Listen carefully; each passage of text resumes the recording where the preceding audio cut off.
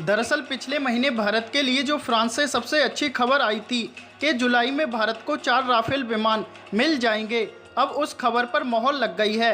भारत में फ्रांस के राजदूत इमैनुअल लेनिन ने कहा कि भारत को 36 राफेल लड़ाकू विमानों की आपूर्ति में कोई देरी नहीं होगी और जिस समय सीमा को तय किया गया था उसका सख्ती से पालन किया जाएगा।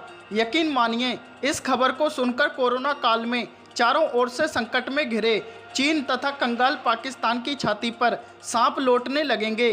फ्रांस कोरोना वायरस संक्रमण के बढ़ते मामलों से जूझ रहा है और यूरोप में सबसे प्रभावित देशों में से एक है। ऐसी आशंका थी कि फ्रांस समय पर विमानों की आपूर्ति नहीं कर पाएगा।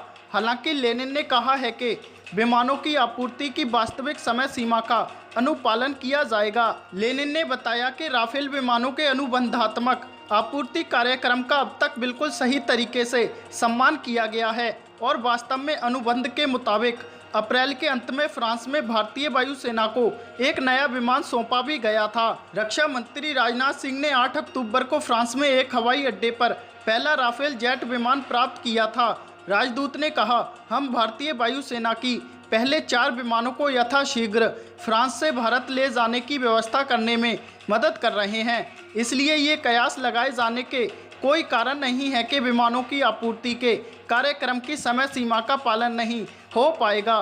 गौरतलब है कि भारत ने फ्रांस के साथ सितंबर 2016 में 36 राफेल लड़ाकू विमानों की खरीद के लिए करीब 58,000 करोड़ रुपए की लागत वाला एक अंतर सरकारी समझौता किया था। भारतीय वायुसेना ये कहती रही है कि राफेल विमानों के आने से उसकी युद्धक क्षमताओं में खासा इजाफा होगा। ये विमान अत्याधुनिक हथियारों और प्रक्षेपास्त्र प्रणाली से लैस है। इसमें बेहद उन्नत रडार प्रणाली लगी है जो हर तरह के मौसम में कारगर होगी। इसके अलावा इन विमानों में भारत के मुताबिक कुछ अन्य बदलाव भी किए गए हैं।